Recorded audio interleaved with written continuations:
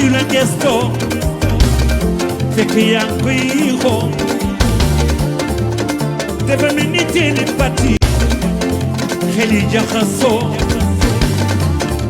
li ne ci yow mi dëgg-dëgg moo ne ci moom mi ne l'amour ici. Exactement 11h jot na ba tegal 10 minutes ci gërëm bu baax rédaction bu Radio Futur Média ci xibaar yooyu le comme je le disais depuis ce matin maa ngi leen di wax ni tey dama am gan gu mat gan gi ma am nag non seulement lii ñuy def da koy def mais aussi c'est un promoteur, un acteur culturel qui a beaucoup contribué ci développement wu musique sénégalaise tey lii xale yi di taamu te di ko def maanaam di dem bitim réew j'allais même dire di ko foowee sax bi muy jafee la ko commencé def muy raxu qui est un promoteur je peux dire même un promoteur et un acteur de développement ci culture sénégalaise moom la ñu dalal tey fas yéene waxtaane ak moom lu bari ci jotaay bi on va parler d'ailleurs de tous ces événements yi nga xam ne yàgg na ko def Sénégal te mu am sax yoo xam ne mi ngi yegg si pour très bientôt fii ci Sénégal moom nag wax naa leen ko léegi c'est non seulement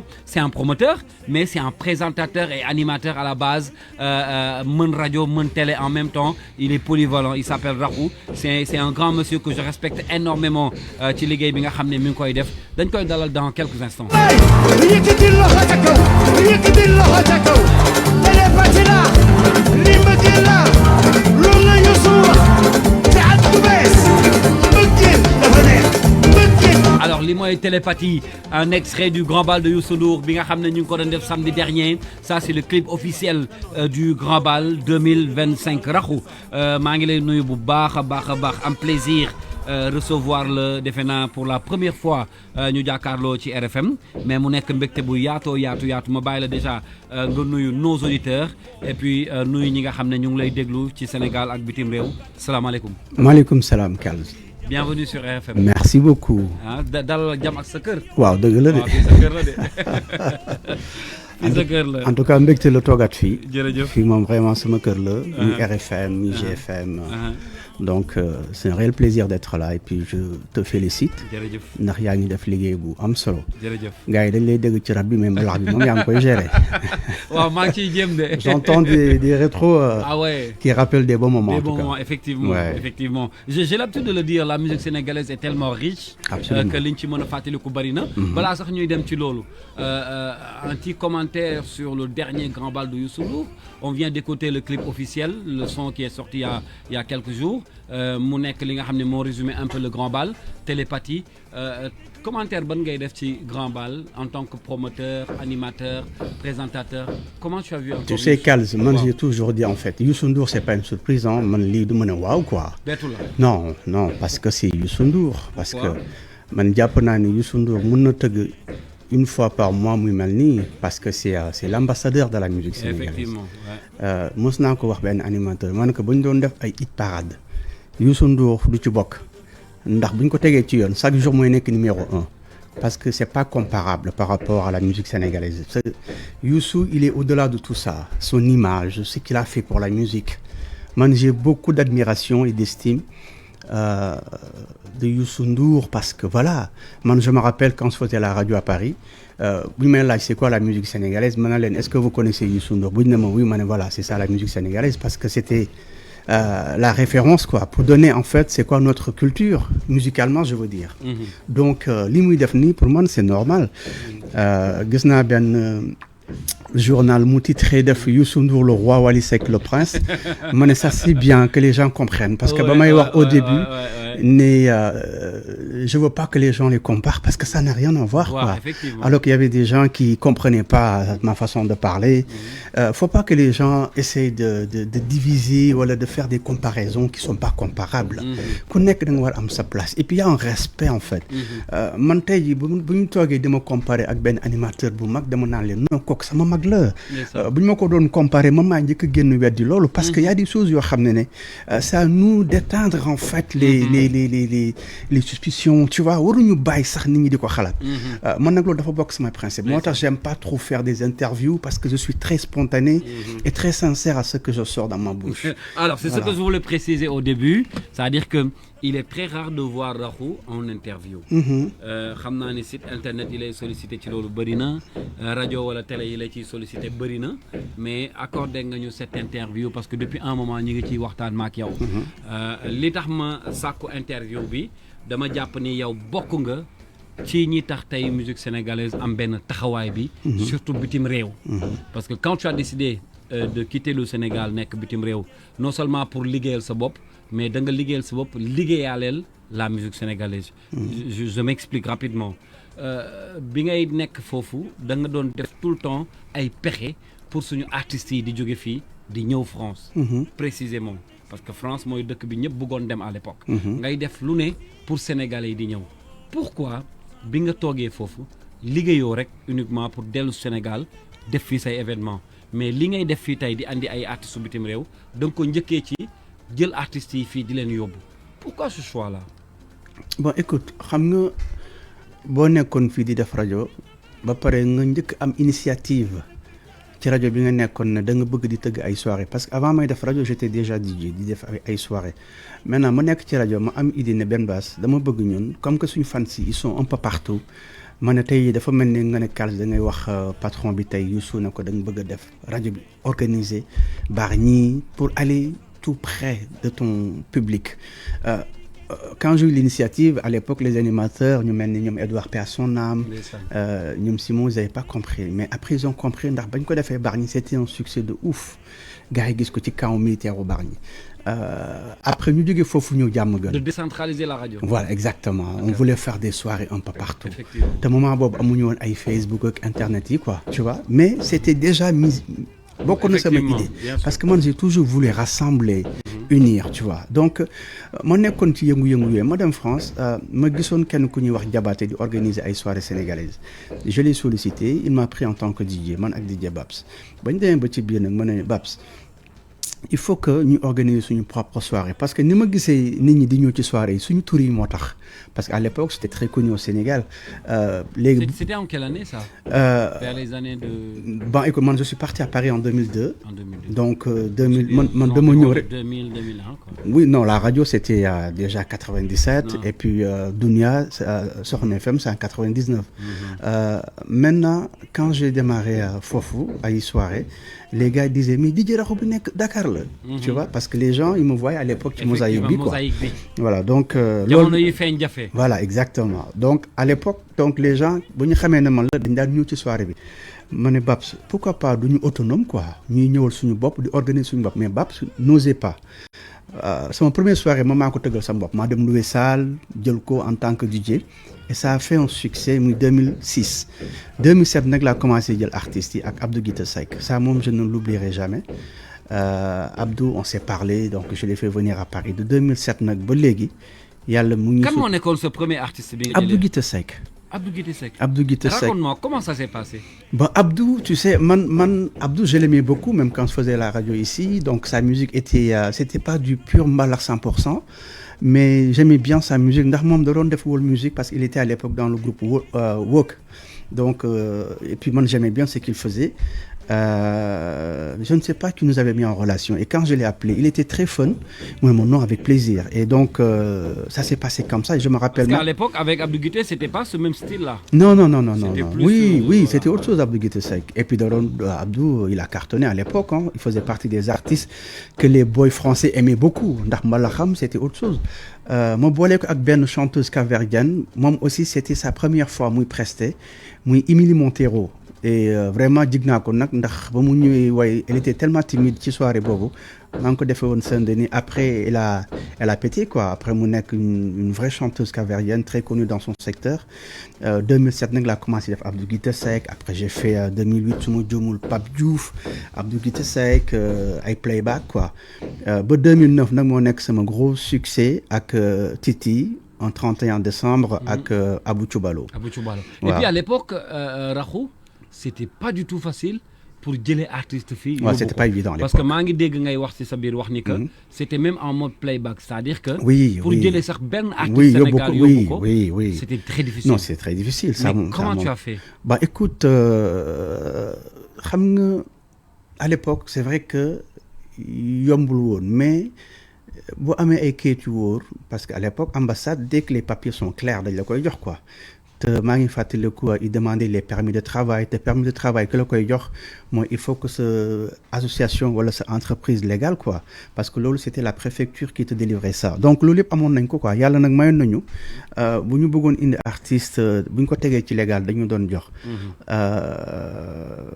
te li gënoon tax sax ma bëgg a indi artiste sénégalais yi ndax dama ne mënuma nekk France di sénégalais te duma promouvoir la culture sénégalaise man loolu c'était vraiment une fierté la preuve j'animais dans une radio locale qui s'appelait Fréquence Paris Pluriel j'avais 2 heures d'émission une émission africaine mais dama dem gis la direction ne leen man il me faut une émission sénégalaise ñu ne ma pardon man leen oui une émission sénégalaise ñu ne ma on peut pas te laisser faire 2 heures de séquence mbalax c'est impossible dans cette radio-là man leen may leen ma donc 30 minutes ba ñu gisee ne j'étais tellement sérieux ils m'ont laissé 1 heure de temps may def une émission sénégalaise te émission boobu j'ai eu l'occasion de recevoir Carlou D dans mon émission radio j'ai eu l'occasion de recevoir les frères Guissé am na sax benn jour Djibi daf ma woo mu woo ma en direct à la radio ne ma mais attends je suis à Dakar wala maa ngi Paris ma ne ko tey bel et bien sur la fréquence 107.3 yaa ngi Paris donc voilà ça fait toi en fait c'est le gis-gis moo doon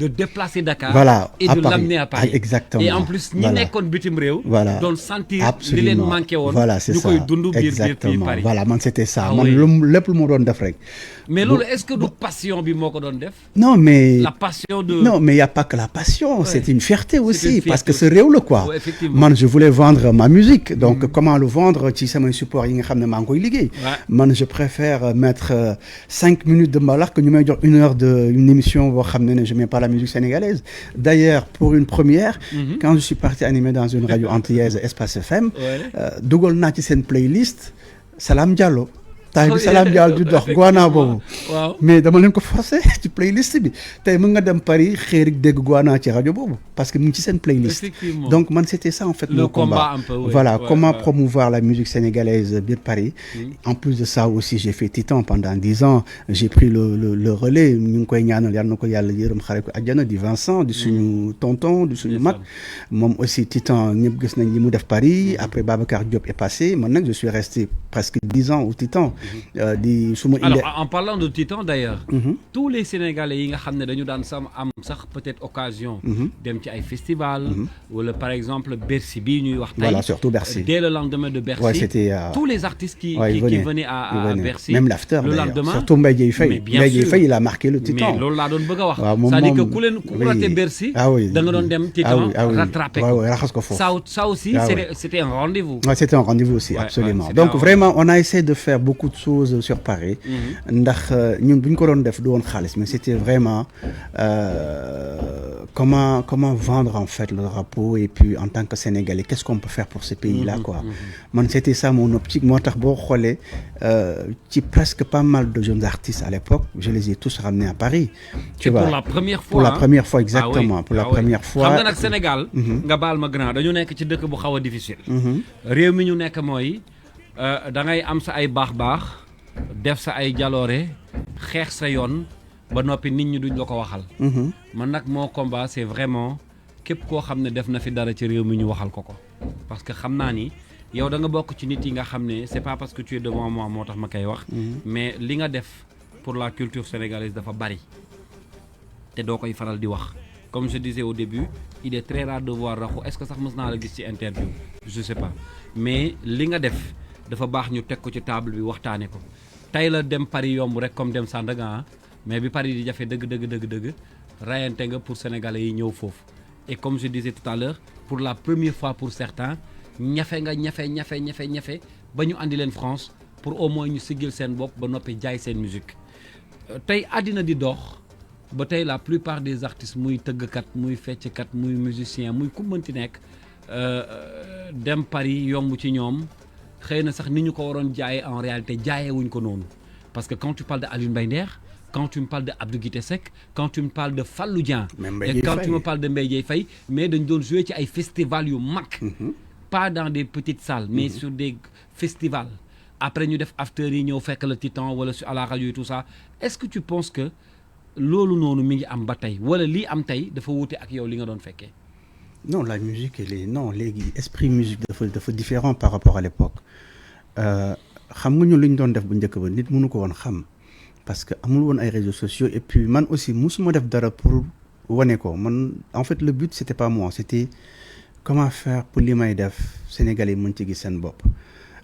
Tey jii nag yëf yi dafa wute parce que xale yi màgg nañu y a les réseaux sociaux tout est différent. C'est vrai que les artistes ci festival yi ñuy dem surtout tey ñi ñuy gën a tudd nii on les voit pas beaucoup tey jii mën naa ne ay daara ji ngay gis ñoom Omar Pène mais amul presque pas. waaw ay tu sais même les frères Guissé ils font beaucoup de festivals beaucoup de festivals donc il y a beaucoup d'artistes yoo xam ne tey jii Sidi Samb par exemple tu vois c'est voilà il tourne beaucoup Baobab il tourne beaucoup tey jii les artistes qu'on n'entend pas tey jii c'est eux qui représentent la musique sénégalaise sur le plan international ñi nga xam ne nag ñoom la ñuy faral di dégg fii coow lu bëri on les voit pas trop sur ces genres de réseaux. Qu'est-ce qui s'est passé? Bon loolu tamit staff la staff la parce que tey jii boo xoolee booy coow yëpp boo xoolee c'est du staff c'est terre à terre quoi c'est pas pour les vexer mais c'est le niveau ils n'ont pas d'expérience ils n'ont pas des relations ñoom ce qui les concerne c'est l'artiste voilà ils sont pas là pour essayer de voir l'avenir voilà quels sont les trucs faut mettre xam nga Sénégal dafa difficile pour wax dès que tu parles les gens essayent de te critiquer d'essayer de moo tax souvent damay gis sama yenn grand dama naan mais grand ñu leen ñu waxtaan ci musique bi ñu ne raxu dañoo wax ba sonn léegi ils n'ont plus envie de parler ci ñoom dañuy répéter rek mais dara du changer mais nag dama ne waruñu tàyyi di wax xale il faut que ñu leen di jàngal il faut que ñu leen di du mën a yar mais ñu leen di xamal parce que c'est important dara xëy rek sotti moo tax nag nekkul lu yomb mais on a quand même des références ici yàlla def na ne Sénégal wax dëgg yàlla ci fànn yëpp foo laal rek am nañu fa ay références yoo xam ne war nañu mën a taxaw xoolaat loolu nag li koy indi mooy tey dal et puis di déglu di bëgg a xam ndax dañuy gëstu ñun suñu bopp li may wax xamuñu dara on apprend tous les jours ndax loo xam am na kenn koo xam ne bu waxoon nga daw moo tax nag il faut toujours être humble simple et essayer d'apprendre et être à l'écoute ndax c'est très important. Est-ce que tu penses que aujourd'hui cette nouvelle génération là doon nañu xëy na seen ay mag yow mi am chance su fekkee leen bi ñuy tàmbali. fii Sénégal ak bitim réew ban lecture ngay am surtout de cette nouvelle génération? Non, sincèrement, là en ce moment je suis très fier parce que ça commence à péter quand même. Quand tu vois la nouvelle génération, en fait, j'aime pas donner des noms. Ndax saa mu joxe tur kenn yaakaar ne moom laay waxal. Tu vois, mais il y a des jeunes yoo xam ne vraiment ça commence à percer et puis tey jii booy dem di xool restaurant yi wala booy faral di jouer le plus souvent c'est des jeunes yoo xam ne on les a découverts il y a pas longtemps te tey jii ñooñu nu ñu amee fans Dakar noonu la ñu amee fans sur le plan international te wax dëgg yàlla am naa yaakaar ne xale yooyu buñ leen dimbalee jàppale leen mën nañu représenter musique bi un peu partout ndax seen musique du purement mbalax am nañu voix am nañu style ils sont charismatiques donc ils peuvent vendre la musique sénégalaise un peu partout mais nag il faut vraiment les coacher ndax xam naa ne l'envie est là et ils sont capables de ramener la musique sénégalaise très haut waaw loolu moom am naa ci yaakaar daal incha allah. voilà alors Rakhou. dama bëgg ñu ñëwaat un peu ci casquette promoteur bi. parce que man daf ma intéressé. c'est vrai que tu as un parcours mais vraiment formidable et exceptionnel ci animation bi parce que à partir de animation bi ci la loolu yëpp juddu. de décentraliser parce qu'un animateur aussi c'est de créer des contenus c'est de prendre des initiatives il y a pas que juste toog ci rajo bi di animer di tudd ay tour mais yow quand il fallait prendre des initiatives en tant qu'animateur da nga ko def à l'époque avec Ben Bass comme ni nga ko waxee mais de devenir un promoteur au Sénégal c'est quand même difficile. Au Sénégal c'est quand même difficile. Pourquoi? Ça on peut le dire mais man en général difficulté bi xëy na mën naa ko yëg benn instant après ça passe parce que man lu nekk ci man la man dama teel a def ay soirées man ay 92 94 maa ngi matinée. samay propre moyen donc dama ko teel a bëgg. Maintenant soo bëggee dara nag pour ñu mën la ci génne dafay difficile. man c'est plus la passion. man tey jii du Sénégal sax lay wax man dama ne Kals man souvent dama naan quand je parle je pense pas que les gens me comprennent. man dama ne man samay concurrents c'est pas les promoteurs sénégalais quoi man c'est les promoteurs africains parce que bu may jël ay initiatives di indi les plus grands artistes au Sénégal c'est pour rivaliser avec ces pays africains là. En fait yow représenter Sénégal. voilà man c'est ça sigil Sénégal voilà c'est ça oui mais bu du woon loolu mais Kals tous les soirs bu tëgg ay soirées di def li gars yi di def di jël ay artistes yu ndaw di tëgg. dëgg la mais man gisuma loolu quoi man dama ne sama utilité mooy comment vendre le Sénégal comment concurrencer avec les pays africains pour dire que nous on peut le faire. Si vous le faites on peut le faire nous-mêmes on peut le faire avant vous. donc man foofu mooy sama gis-gis te Youssou Ndour jël na musique sénégalaise bi moom ci boppam yóbbu ko foo xam ne tey jii yeneen artistes africains yi dañ naan on va être comme Youssou Ndour ou bien tollu ak Youssou Ndour loolu Youssou Ndour yàlla may na ko lool war nañ am aussi ay champions ci wàllu bu nekk voir des promoteurs sénégalais qui rivalisent avec les promoteurs africains voir des animateurs sénégalais qui rivalisent avec les animateurs africains il faut qu'on arrive à ces stades-là arrête de dire nous il faut qu'on soit ensemble il faut qu'on soit ensemble se donner la force loolu nag li koy indi mooy ñu gis kii moo ñu jiitu buñ ko dimbalee day jël yëf yi yóbbu ko fu sori nañ ko jàppale man damay bëgg di gis ko am jom ko am fulla man j'aime pas des gens paresseux di xaar lépp fekk leen foofu pour ñu dimbali leen ndax bis boo xamee ba mën ba yor di nga xam naka nga amee lii ak nan nga mënee dimbali ñu nekk sa gannaaw mais si tout est facile pour nga mën a motiver ñeneen day metti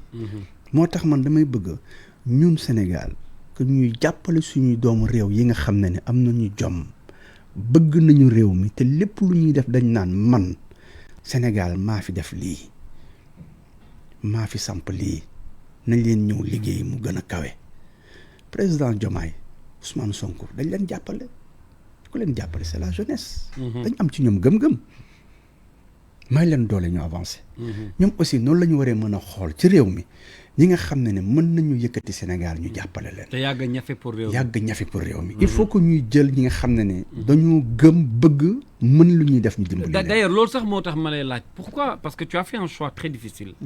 d'habitude dañ doon gis nit jóge fii dem toog bitim réew. mais yow da nga toog bitim réew ba ci yàgg nga ñibbi si Sénégal. ñun pour la première fois bi ñu tàmmee di gis ay Dajook ay Maître Gims ay Taïk et cetera. c'est des noms yoo xam ne bu ñu ko commencé miin. sax wala di leen gis c'est grâce à Rakhou Prod. qui est une maison de production. Absolument. Une maison d'événementiel. nga tëgg fi événement yu bari. mais ces dernières années là ñu sentir ay je dirais pas des difficultés. mais ñu gis ay report ñu gis tamit sa ay sorties yoo xëy na revendiquer wala ñaxtu tuuti les sponsors. les partenaires yi nga xam ne du ñu la gunge. je me rappelle l'année dernière def nga événement sans partenaire. sans sponsor. cette année tu devais faire Rema. qui est une star planétaire. que tous les autres pays rêvent. Absolument. d'avoir en décembre. tu devais le faire le 29 su ma juumul. le 30 décembre nga reporté waat ko. mais dafa mel ni yaa ngi jànkoonteeg ay difficultés fii ci Sénégal pour mën a tenir say événements. D'accord. Tu sais, en fait, c'est important d'en parler parce que man, en 2021, je devais faire Dadju le 31 juillet. Wow. Ça a été reporté à cause du Covid parce qu'à l'époque, c'était le gouverneur Sall qui m'avait appelé pour me dire Rakhou, événement avec Mounoul Am parce que tout ce qui est manifestation, on ne le fait pas. C'est pour cela qu'on a reporté Dadju pour décembre. C'était à l'époque des manifestations. Des manifestations. Diamond Platinums. Okay. Il a un contrat avec moi que j'avais avancé, on avait ficelé la date, on avait même démarré la promo. Loolu tamit li ko indi woon mooy manifestation yu doon am période bi xale di dee ma perte xaalis bu bëri te kenn musuma dégg ma jooy bi nga xam ne nag annulation la boo xam ne man ak artiste bi la daaw la tàmbali parce que yu bëri dañ koy gis mais duñ comprendre le fond du problème daaw nag on devait faire Maître Gims ñu dem ba dernière minute je sens que politiquement le pays était un peu sentiruñu woon ne c'était la période stabilité quoi. waaw c'était la période de faire des concerts c'était pas stable ñu ngi naan est-ce que élection yi dina am ak du am ak détail yooyu yëpp yàlla def na ne nag li ñu doon xaar ci ay vente de tickets c'était pas ça et l'artiste yàlla dafa def muy dajju muy maître Gims ba Franglish bi may def ñoom ils aiment demander est-ce que les ventes de tickets bougent bañ ma ko laajee ma ne leen sincèrement on n'a pas quasiment vendu des tickets c'est très lourd ñu demaat ba dernière minute la dernière semaine ñu laajaat ma on fait le point on s'est dit vraiment les tickets n'ont pas bougé maintenant Gims en personne mu ne vraiment il sent pas le concert l'idéal c'est de le reporter parce que s'il y a pas beaucoup de monde il pourra pas jouer te loolu man je le comprends et je le respecte te bu ñu xoolee situation star ak fi dimension oui bu ñu xoolee situation fi mu toll moom ak ni affaire yi doon avancer vaut mieux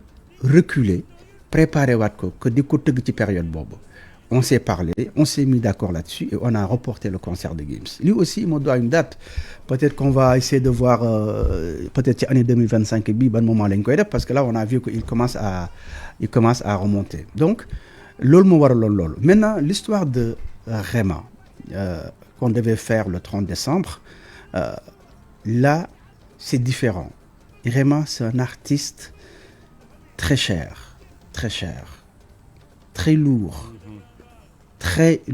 mënuma sax wax somme bi la preuve vraiment décembre bi bu weesoo Bénin bi ko doomu président bi yóbbu amul benn dëkk bu mu dem c'est l'artiste qui fait rare dans les pays africains en ce moment cette période-là man j'ai un ami qui voulait le faire au Tchad le 22 février ils lui ont proposé $500,000 s'il ne joue pas.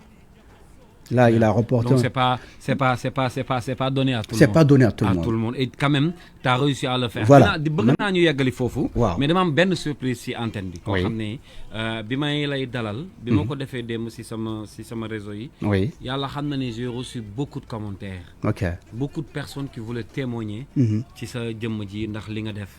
maa ngi am kenn koo xam ne bi may waxtaan ak yow sànq ba léegi sax yaa ngi koy tudd. Attention dama sensible. mais moom mi ngi ak ñun ci téléphone bi Galas. waaw salaamaaleykum. Fallou ñu ngi lay nuyu bu baax. maa ngi lay di nuyu waay. alors Fallou yaa ngi ci RFM ñu ngi dalal raxu nag suñu koy wax depuis sànq ba léegi maa ngi koy wax dama naan bu ñuy tudd ci promoteur yu njëkk yi nga xamante ni tey seen rêve rek moo doon di jële ay sénégalais fii di leen yóbbu bitim réew. ginnaaw bi ma la nuyoo Fallou kontaan lool ci disponibilité bi ci RFM suñuy waxtaanee lii ci musique sénégalaise parce que yow bokk nga ci ñi nga xam ne heure bu ñuy waxtaanee musique sénégalaise dañuy bëgg nga bokk ci mais ñu dalal ku mel ni raxu yan kàddu nga mën a yëkkati jëm ci moom ginnaaw bi ñu la nuyoo Fallou Dieng. waaw tout d'abord Kals maa leen di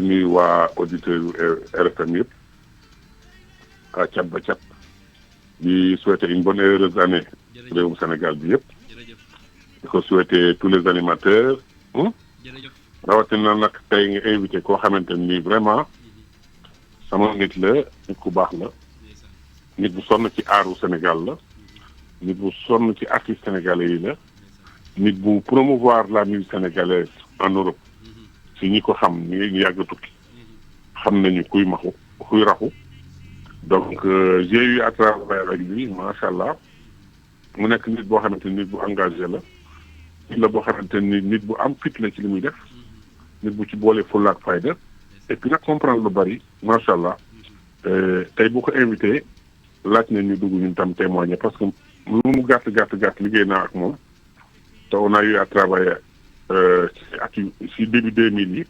2010, on a 2007, le dernier concert avec Fallou c'est 2010 au Doc FM. Au Doc de Paris, ak Bédié Faye ak Titi ak Abou Kabalo. Très bon voilà concert. donc mu nekkoon loo xamante ni kenn du ko fàtte. Absolument. et Kals nga invité koo xamante ni wax dëgg yàlla mérité na ay félicitations yu bari ndax li muy def waxuma la musique sénégalaise mais la musique africaine surtout parce que mu ngi yaatal li Sénégal manqué mu leen ko indil fii li Europe manqué mu leen ko yóbbul foofu donc tey c'est l'un des rares promoteurs yoo xamante ni tey dama ne promoteur sax bareetul sooy seet bareetul en Afrique bareetul tamit en Europe parce que bu njëkk boo mu san génne album da ngay jaay soo jaayee pare lan moo la ciy gën a génne mooy promoteur moo lay jël si fii yóbbu la en France tourner loolu en Italie un peu partout en Europe mais moment boobu mënuñu ko jëndee sax ak moment bi ñu toll nii parce que moom si boppam xam lu baax li may wax ndax fii ku mu sant génne album mu cartonné na la leer na sa tournée européenne taxaw na sa tournée américaine taxaw na sa tournée tamit biir Afrique tamit taxaw na donc daan nga génne album tourné ci pendant 2 à 3 ans di lekk ci xaalisu album bi ñun chance boobu lañu tombeloo donc mais en ce moment nii c'est beaucoup plus compliqué te terewul moo ngi def ay effort di indi ay groupes yu mag di leen proposer di ko proposer les Sénégalais léeg-léeg tam mu yóbbu ay groupes yu mag fii di ko proposer les Européens donc c'est quelqu'un vraiment qui a du mérite liggéey nag ndaanaanu Sénégal yëpp dinaay dégg nag gars yi di kaas naan bon léeg-léeg ñu indi artiste jëlee ko fu sori fay ko lu bari te bàyyi fi artiste sénégalais te duñ leen ci associé donc yooyu yëpp ay critiques ay kii yu ñuy dégg la quoi retour yu ñuy dégg la quoi mais néanmoins c'est quelqu'un qui a vraiment du mérite waaw raxu nekk nit ku baax ma xam ko depuis Paris yaa gën a liggéey nag moom artiste Sénégal yëpp liggéey nañoo ko. Fallou Dieng merci léegi baax na. waaw vraiment nit ku engagé la quoi. Merci Fallou Dieng vraiment toi aussi tu es exceptionnel Fallou. Tu sais c'est la première fois qu'on parle de moi. C'est la première fois sincèrement qu'on fait ce genre de témoignages et puis ça me touche énormément. Non, man, personnellement, parce que je ne suis pas une personne qui aime parler de moi, qui aime faire du bruit. Man, li may wax rek mooy j'essaie de faire quelque chose pour mon pays mais Fallou il est exceptionnel nit ku baax nit ku simple nit koo xam ne booy wax ci moom sax dafay doy waar parce que moom c'est pas un artiste Fallou du star Fallou c'est beneen level la nekk moo tax dañ koy ñaanal yàlla moom fan bu gudd ak wér ndax boo amee wér am fan bu gudd rek pour man Fallou am nga lépp yal na la yàlla bàyyi suñu kanam ngay tette xale yi ba pare sa carrière tamit li nga ci bëgg yaa ko xam année 2025 bi nag nekk année de succès pour Fallou Dieng parce que on a besoin de toi et puis nous manque mais nag beaucoup foog aussi ñu feete nag quand même oui. ce parcours exceptionnel on me l'a dit yow Omaro ak Sali Babel on me l'a dit. Voilà donc nañu xaar un grand retour. Le comeback de Fallou pour cette année 2020. Inch'Allah. En tout cas si t'as besoin moi je serai là. mais yëpp dama koy bàyyi nag seen loxo yéen. jeex na mais grand kañ nga parce que xam nga. waaw les animateurs mélomanes bareetuñu. dëgg la. parce que tey li ëpp ñuy animé. c'est pas des mélomanes. moo tax musique Sénégal dafa xaw a sonn tuuti quoi. dafa amul support. dëgg la support boobu nag yéen ñi nga xamante ni yéen les animateurs mélomanes. da leen indi gars yi den leen wane. di jël qualité yi di leen teg. di jël ñi am talent ngeen leen di pousser. ndeysaan ñi nga xamante ne dañuy taxalee. ñu neen dem leen liggéey. loolu la non effectivement ça c'est vrai. tu as raison mais grand kañ nga ñuy seet si nag. naa leen seet si benn bis incha allah yow ñaanal ma pare li may def rek. jeex na jërëjëf merci Fallou. jërëjëf Fallou raxu yow xam naa dinañ def dara moom. avec plaisir merci beaucoup frère. jërëjëf grand merci beaucoup Fallou ñu ngi lay gërëm bu baax di nit ku baax ku disponible et puis li mu wax ci yow loolu la ñëpp bëgg a wax ci yow macha allah raxu moi je peux dire mën naa def benn témoignage bu ndaw man bi may xam raxu musuma woon gis raxu dama ko doon dégg rek. Le gars il m'a appelé un soir je me rappelle très bien. pour me faire part d'un projet d'un événement mais tellement nga nekk nit ku baax nit ku am yéene ci nit quand il parle da nga doon andi ay artistes yu mag Sénégal wala yaa ngi andi artistes yu mag Sénégal mais il faut dire que raxu à chaque fois bu andee artiste bu mag Sénégal mais artistes yu ndaw yi dañuy jouer première partie. C'est vrai. et daf leen di fay. C'est vrai. daf leen di fay C'est cachet vrai. yi ñuy laaj. Absolument. lay yëkkati fay leen. ñu def seen première partie. C'est vrai. peut-être des fois artistes yi. da nga leen di jox scène. ñoom ñoo dul nekk à la hauteur de li nga leen di jox. C'est vrai. mais dañ leen di fay. Absolument. jox leen temps de scène mais fii artiste boo fi jox 1 heure de temps dafay jaaxle du xam lu mu lay jox donc li mu leen di jox rek c'est parce que ñoom loolu la ñuy demander alors loolu c'était juste benn parenthèse revenons un peu ci les événements. Raxu Prod existe toujours. Oui. même si yaa ngi rencontrer ay Oui, difficultés. mais difficulté agrément bi ça je te disais tout Ouais, simplement voilà, que ni voilà. en fait tey jii on a étudié en fait ñu ne ñun bu ñu defoon 10 000 personnes. ak l'artiste Rema. c'est impossible ñu génne ci suñu frais. Impossible. Un artiste qui a un cachet énorme jet privé les musiciens derrière rider bi c'est ouf donc loolu mënuñu woon on a essayé naga sincèrement dama blâmer benn partenaire parce qu'on peut pas les forcer de nous accompagner mais li may bëgg ñuy xool nañu jël Raxu teg ko fële ne lii ban intérêt la am pour le pays parce que tey jii c'est beau de voir les artistes locaux qui explosent au Sénégal et c'est très important qu'on les accompagne, qu'on les aide. Mais nous aussi, bu ñu indi ay artistes yu mag ban avantage la pour le pays. Ça aussi, c'est important que les gens pensent à ça aussi.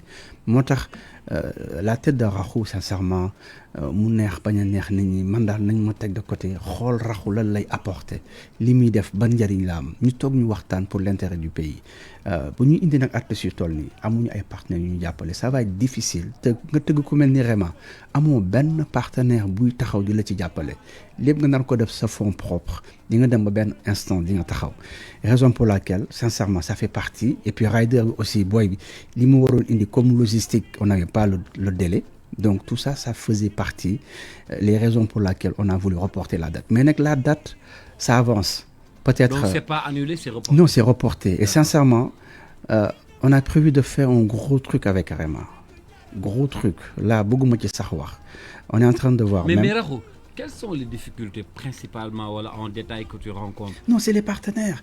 En fait, j'ai fait Booba au CICES. Le rapport Booba au CICES, l'artiste qui a fait Stade de France, que tout le monde connaît, qui est une icône en France. Je l'ai ramené dans mon pays. Un artiste sénégalais, parce que son papa est sénégalais. Awma benn sponsor, benn. Et ça coûte cher? Mais c'est énormément cher. Benn bu ma jox xaalis. Et le concert a été réalisé. Nous nous rappelons en 2016, j'ai fait Toufan. Première partie, il y avait Dip, il y avait Niddoff, il y avait tous ces artistes-là qui étaient là. Mais d'amané, le jour du concert, il y a eu des morts au Stade Demba Diop. Moi, je ne suis pour rien. Wakam, Mbour, du jour au Stade Demba Diop, mur Bidano. Quand les policiers et les gendarmes sont venus dire qu'on arrête tout, yo, tu te rappelles, tu étais là? Je me rappelle très mais bien. On a fait le direct à la radio et à la télé.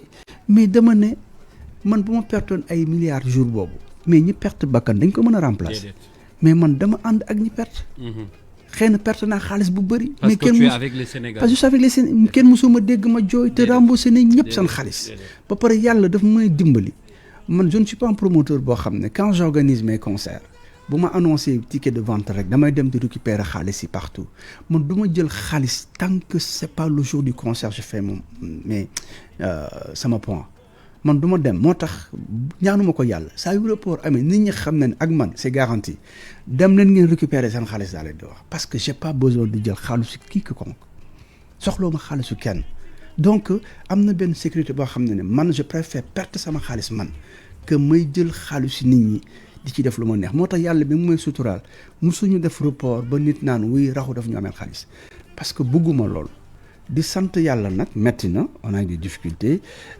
Toufane j'ai perdu énormément de thunes daju bi ñu waroon def le 31 juillet def communication lépp bañ ko reporté j'ai perdu beaucoup mais sant yàlla xaalis laa ñàkk on a ñàkk leneen tu vois report Gimsi c'était très difficile man ci 2021 ba léegi li ma perte ci sama alal ba ma ko wax Sénégal yi dañuy tëj sa nopp mais damay sant yàlla c'est tellement difficile mais on se dit on va pas lâcher l'affaire bañ ko tàmbalee yàgg na ça fait 30 ans qu'on est là donc lii waru mën a tax ñu bàyyi te souvent sax dañ ciy sant yàlla gis nga yenn jafe-jafe yi dalay gën a yokk j'allais même te demander la question mais lan mooy sa motivation parce que le gars il lâche pas l'affaire c'est-à-dire que quand tu as reporté Rema bi ñii seetaan ci digital bi l'affiche que vous voyez derrière là mooy Franglish moom la war a def le 15 février moom ngeen di gis noonu ci affiche bi derrière vous voyez les préventes sont déjà disponibles am na VIP prestige am na entrée simple tout est disponible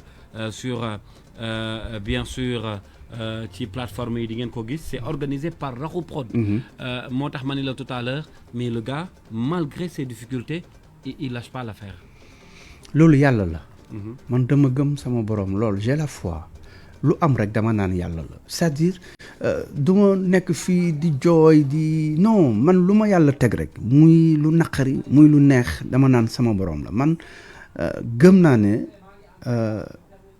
dama war a sant sama borom dama ko war a sant bu baax a baax a baax gàll di ko sant di ko gërëm ndax maa ngi wax mais leeru ma ne suba dinaa fi toog di wax moo tax lu ma teg rek man li may wax tout ce que Dieu fait bon man lu ma nattoo rek muy lu baax muy lu bon dama ko koy sant di ko gërëm di ñaan nag yàlla may ñu sutura ba lépp li nga xam ne am nañu envie def ko pour suñu réew di Sénégal yàlla may ñu ci ndam parce que bu ñu mayee ndam ndamu Sénégal nañu boole suñu xol boole suñu force jàppalante te yàlla rek a tax pour ce beau pays qu'on a et qu'on aime tous. Tu vois man daal loolu rek la Franglish bi nag man je l'avais signé depuis octobre parce que dama waxoon. Et là c'est une date confirmée hein. Non c'est bon. calé, c'est calé même lui il est en train de communiquer là-dessus je pense que. Et puis c'est pas la première fois nga. Non oui Franglish 2018 il était avec partenaire, Dadju à l'époque c'était son binôme c'est lui qui faisait les premières parties de Dadju je l'ai fait en 2022. Là, il revient parce que maintenant, il a grandi, il a fait tous les Zéniths de Paris, il a fait Bercy il n'y a pas longtemps. Donc là, il est en train de faire ses tournées. Donc, il viendra à Dakar. Et puis lui, il adore le Sénégal. C'est ça qui est magnifique, tu vois. D'accord. Alors, Grand, Ouais. je pense qu'il y a 1 an ou 2 ans, Djelo nga fi Viviane aussi, Oui. dem Canal Olympia. Non, pas Canal. Dem Olympia de Oui, Paris. La salle Je mythique m'excuse. Olympia. Ça veut dire que ni nga koy defee fii. yaa ngi ko doon def bitim réew. Mais depuis un moment déggatuma la. Oui. nga annoncé des artistes sénégalais. lu tax xëy na da nga ko teg un peu. Non, on a fait un truc vite fait avec Baba Mal là, le 9 novembre passé. Oui, vite fait quoi. C'était de mon beau Baba Mal parce que Paris, il est souvent avec, il est dans des grandes salles mythiques comme le Zénith. Mais là, on a voulu que mon Ben Ngonal quoi. Baba Mal avec ses fans, genre Yandolay donne quoi. On a voulu faire ça avec moi. Donc c'était pas un truc grandiose. Moi, man koy gërëm bu baax Elhadj Baba Mal di ko souhaite aussi mes meilleurs vœux bonnes et heureuses années. Viviane nag moom je la kiffe quoi. Moom Viviane bi dinañ ko dolli wala. moom elle sait mais ça dépend d'elle rek Viviane moom gis naa ne génne na benn am na benn morceau boo di génn moom Philippe Montero. Donc ci moom des. mu naan ko j'ai l'impression c'est que voilà je suis prête à me marier. Ouais. mais Viviane est-ce que man nangu naa nga dem. Ouais, ça aussi c'est une autre question. Alors sénégalais yaa ngi dem Paris de yaa ngi leen di gis. Waaw. On a vu Wally Seck. Oui. Adidas Arena. Oui. Youssou qui annonce Bercy 2025. Oui. Sidi Diop qui a fait Zénith. Oui. noo gisee yooyu. Non, c'est magnifique. C'est à saluer. Est-ce que mi ngi demee ni mu war a demee. Bah écoute, xam nga man nekkuma woon concert au Sidi bi ak concert au Wally Seck bi. Mais quand même ni ma ko gisee comme noonu la ko Sénégalais gisee, moi je trouve que c'est très bien. Il faut saluer, il faut les encourager à faire mieux. Parce que on peut. Sénégal gis nga tey jii man damay ñaan Youssou Ndour dem man je parle même pas Bercy quoi man je vois Youssou Ndour aujourd'hui Arena parce que il peut le faire et il doit le faire. Youssou Ndour aujourd'hui je sais que Bercy c'est sa maison fiefam la mais on a envie de voir Youssou aujourd'hui Arena et man damay ñaan yàlla année 2025 bi j'ai des échos peut-être c'est Bercy mais man sama bëgg moo nekkoon mu dem foofu parce que il doit le faire. Youssou et il peut le faire. Youssou c'est l'Afrique am na benn morceau mu naan on l'a fait. bi tamit dama bëgg mu ne on l'a fait. Voilà loolu sama bëgg-bëgg la. sa bëgg-bëgg la. Personnel. Mais Rakhou Prod. Oui. Quand tu parles de Rakhou Prod. Oui. C'est pas seulement de l'événementiel. Oui. Est-ce qu'on peut s'attendre à voir Rakhou sur des productions d'albums?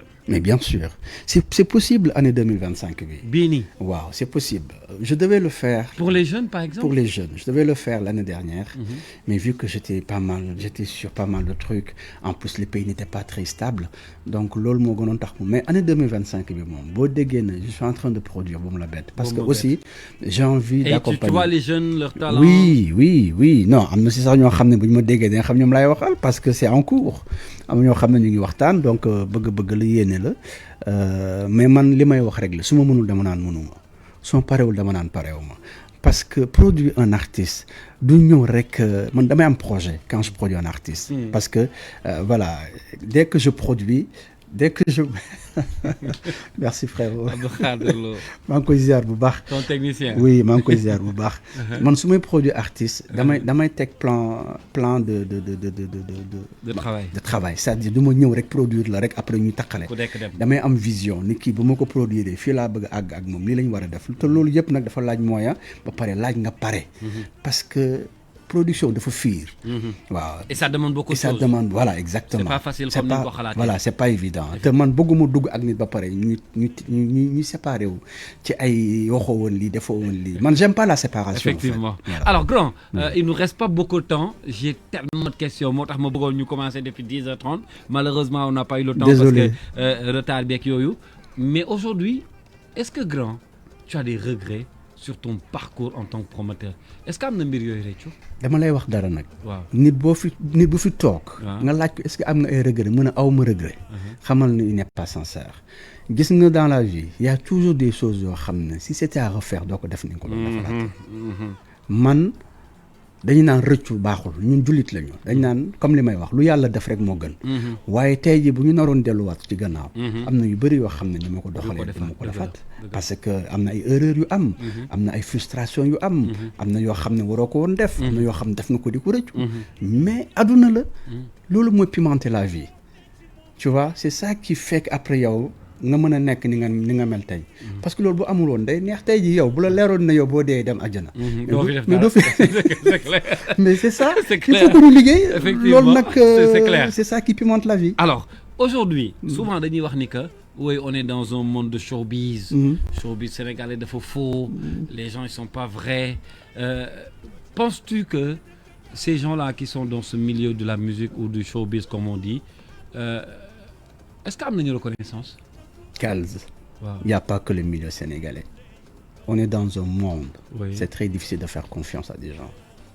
Il y a beaucoup d'hypocrisie. Parce que des fois ça manque de reconnaissance. Il y a un manque de reconnaissance. Ouais. Il y a des trahisons, il y a partout, Calze. Que ce soit dans la politique, dans la musique, dans partout. Tu l'as vécu? Bah écoute man du ma ne trahison du ma ne xam nga man. musique bi may def sincèrement musuma ci xaar reconnaissance. J'ai jamais attendu. da nga ko doon def rek. dama ko doon def rek parce que je devais le faire. ñenn ñi dama leen bëggoon jàppale ñenn ñi dama xam ne ni liggéey la business la quoi. mais musuma xaar ci ma déggoo ma ne c'est la première fois qu'un artiste me parle comme ça. koo xam ne ça fait plus de 30 ans. amul benn artiste bu may woo di ma di wax ci yow lu extraordinaire mais loolu moo tax mënu la metti parce que xaaroo loolu. bu ñëwee nag day neex. tu vois ce que je veux dire. man sama anniversaire du ma ko fêter. xam nga te souvent day neex oui c'est vrai. parce que da ngay gis ni tu la bëgg. voilà mais quand même pour terminer. oui. au-delà de ça jëw bi moom benn la. mooy liggéeykat la. et il est sérieux. Je pense que Sénégal fii moom. on essaye. voilà kenn du fi waxal nit loo xam ne dund ko. malheureusement il est 11h56 yow xam nga rajo. On va passer au service commercial mais moi je tenais juste à te dire merci. Pourquoi merci? Parce que tu as fait ce qu'on appelle un service rendu, un service public pour la culture sénégalaise. Donc on doit te dire merci pour tout ce que tu as fait et man mi waxtaan ak yow souvent je sais que li nga dese sax moo ëpp li nga defagum donc Raxu Prod ci kanam rek la jëm incha allah donc merci et nos encouragements pour la suite di la gërëm bu baax nit bu baax nga nag nit bu bëri ay valeur voilà xam naa ne di nga jéng rek mais doo daanu incha allah lan ngay tëjee. di la gërëm bu baax. wax bi du bëri. Merci Calze. Pour cette année 2025 soit une année de santé pour toi. Inch'Allah. Prospérité. Yàlla may la jàmm. jeex na mais ndam rek de. Inch'Allah jaajëf Raxu. Merci beaucoup. Alors c'est le présentateur de After Plus chaque après-midi xam naa foog ma jaar ta fan yi nag 2S. foog ma ñëw ñu After Plus nag fan yi donc merci beaucoup Raxu. Allez bon week-end à toutes et à tous Ablaye Diop moo ma doon jàppale ci technique bi rendez-vous Inch'Allah lundi 15h ci Real One jaa ngeen jëf.